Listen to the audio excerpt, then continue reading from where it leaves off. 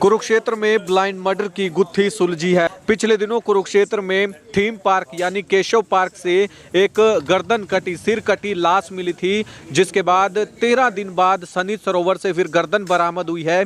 CIA 2 की team ने इस ब्लाइंड मर्डर की गुत्थी को सुलझाया है। 2 आरोपियों को गिरफ्तार किया है और इसमें 4 आरोपी शामिल है। एक का नाम मोहित है और एक का नाम मंजीत है और एक का नाम जो मंजीत का जो भाई है वो इसमें शामिल है और एक और व्यक्ति इसमें शामिल है। दरअसल बताया जा रहा है कि मोहित सुनील जिसकी हत्या की है उसके साथ रहता था और उसकी वाइफ के साथ भी उसका अफेयर चल रहा था।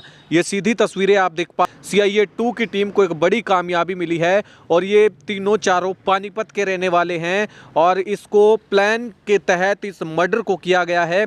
पहले पानीपत से ये चले, उसके बाद करनाल में इन्होंने इस घटना को अंजाम देने के बारे में सोचा, लेकिन उसके बाद फिर ये सीधा कुरुक्षेत्र चले आए और जिस चाकू से गर्दन काटी थी वो भी इन्होंने पानीपत से ही लिया था। ये सीधी तस्वीरें आप देख पा रहे हैं। को जानकारी है कि 30 दिसंबर 2025 को थीम पार्क में एक डेड बॉडी मिली थी जिसमें जिसका सिर्फ धड़ मिला था, हमें शरीर मिला था और उसका सिर नहीं था। तो जिसमें हमारी पुलिस ने तुरंत मौके पर पहुंच के अपनी कार्रवाई चालू करी थी और मौके पे हमें काफ़ी सारे और भी चीज़ें मिली थी, जिसमें हमारी टीम ने जांच करते हुए आज CIA की टीम ने और थाने की टीम ने मिलके इस केस को डिस्क्लोज़ कराया, जिसमें 2 एक्यूज़ को हमने राउंड अप कराया। और जो ये डिसीज़ थे, ये सुनील नाम का लड़का था जिसकी उम्र लगभग 35 से 40 साल की थी और ये पानीपत से बिलोंग करते थे, ये खोजकीपुर गांव से। और इसका हमें जब हमारी टीम मौके पर पहुंची थी तो उन्होंने जब इन्वेस्टिगेशन चालू करी थी तो इसका ये भी पता चला था कि राइट लेग जो इसका था वो नकली था और वो राइट लेग के बेसिस पे ही हमने अपनी इन्वेस्टिगेशन चालू करी, जिसमें एक जयपुर का मार्का भी था उस राइट लेग पे, जिसमें हमारी टीम जयपुर भी गई और भी अन्य जगहों पे गई जिसमें हमें लगभग 150 लोग ऐसे मिले जिन्होंने इस तरह का राइट लेग पूरे हरियाणा में लगाया था। तो जब हमारी टीम ने इन 150 लोगों की लिस्ट को खंगाला तो हमें क्लू इसमें मिलते चले गए। उसके बाद जैसा कि आपको पता है कि 13 तारीख को भी यहाँ पे सनित सरोवर में एक सर मिला था, जो अगेन जब हमारी इन्वेस्टिगेशन हुई, इसकी आइडेंटिफिकेशन हुई तो पता चला कि ये दोनों चीज़ एक ही पहलू से जुड़ी हुई थी। और इसमें जो मोटिव सामने आया है वो यही आया कि जो 2 एक्यूज हमने पकड़े हैं, एक तो मोहित और एक मंजीत। तो मोहित जो लड़का है वो भी पानीपत का ही है, खोजकीपुर गांव का ही है, जिसने ये पूरा षड्यंत्र रचा था। और जो मोहित है उसका कहीं ना कहीं ये चीज़ सामने आई है कि दो कारण बताए गए हैं रंजिश के। एक तो ये था कि मोहित का इसकी जो डिसीज्ड है सुनील, उसकी वाइफ के साथ कहीं ना कहीं इलिसिट रिलेशनशिप में था वो, जिस कारण से उसने इस वारदात को अंजाम दिया। और दूसरा ये था कि मोहित जो है वो सुनील की बाइक चलाता था और सुनील ने ये बाइक अपने नाम से ली हुई थी और वो कहीं ना कहीं सुनील जो था वो दारू पीने का काफ़ी ज़्यादा आदी था। तो वो इससे कहीं ना कहीं अपने दारू के सेवन के लिए मोहित को बार बार परेशान भी करता था कि मैं तेरे से कभी इससे 100 रुपये ले लिए, कभी 200 रुपये ले लिए, कि वरना ये मैं तेरे से बाइक ले लूँगा। तो इस चीज़ों से तंग आके मोहित ने ये पूरा प्लान रचा और इसने मंजीत को और मंजीत के भाई अंकुश को इस प्लान में शामिल किया।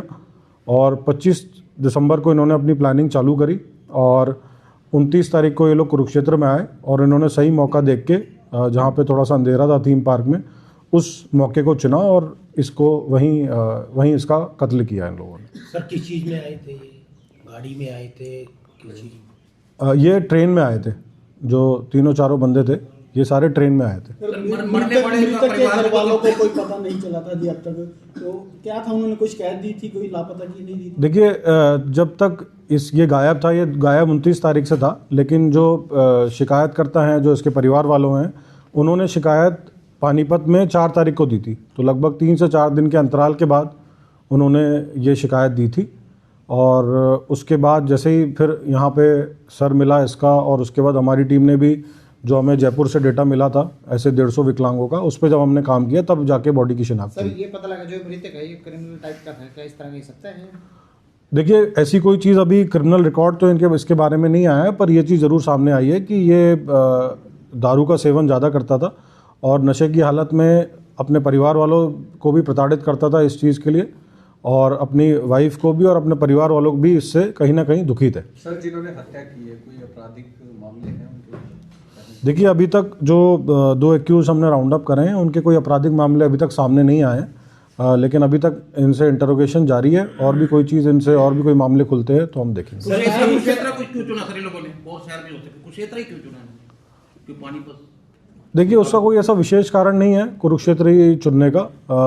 बेसिकली इनको ये था कि पहले इनकी प्लानिंग थी करनाल में, फिर उसके बाद थोड़ा सा ये लोग और आगे की तरफ आए, कुरुक्षेत्र में उन्होंने ये वारदात को अंजाम दिया, लेकिन ऐसा कुछ नहीं था कि कोई ऐसी प्लानिंग थी कि कुरुक्षेत्र में ही करना है। क्या सर, जो नकली ड्राइंग थी वो रेलवे ट्रैक पे मिली, गर्दन वहाँ पे मिली, क्या इन्होंने पूरा प्लान? तो ये बेसिकली इनका प्लान यही था कि जब इन्होंने इसका कत्ल कर दिया था तो इसने सर को जब इन्हें धड़ से अलग करके इन्होंने इसको सन्निध सरोवर में डाल दिया था ताकि बॉडी की पहचान नहीं हो, तो ये इनका प्लानिंग ही थी।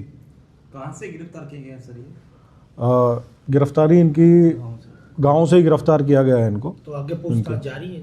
अभी इनसे पूछताछ और जारी है, और कोई भी चीज़ इसमें सामने आती है और किसी की भी संलिप्तता सामने आती है तो उसको भी हम पूरे पहलू को देखेंगे। सर, थीम पार्क में इन्होंने कोई शराब का सेवन किया था, कैसे पहुंचे वहां तक? वहां थीम पार्क देखिए, इन्होंने बेसिकली पहले ये चारों व्यक्ति एक साथ एक होटल में गए थे, उस होटल में इन्होंने अपना खाना पीना करा, उसके बाद ये टहलते टहलते लगभग 1 घंटे वहाँ पे घूमते रहे, उसके बाद ये थीम पार्क में आए थे। सर, क्या उस चाकू के अलावा कोई और हथियार भी प्रयोग किया गया? नहीं, अभी तक तो ये चाकू ही सामने आया है जिसका प्रयोग किया तो गया। चाकू कहाँ से खरीदा था सर, कुछ पता चला? चाकू इन्होंने पानीपत से ही खरीदा था। सर, मौके पर सिरिंज भी बरामद हुई थी सर, मौके पर सिरिंज भी बरामद हुई थी सर, नशे की जो।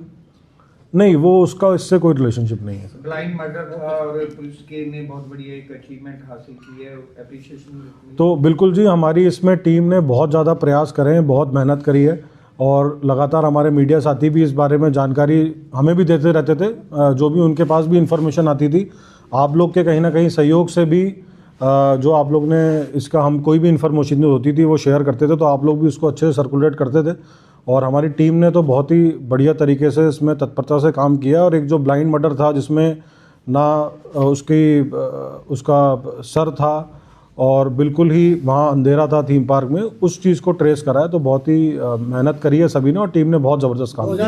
की वाइफ का भी कुछ ऐसा लगा जिसमें कोई हाथ हो सकता है, क्योंकि आपने बताया उसमें?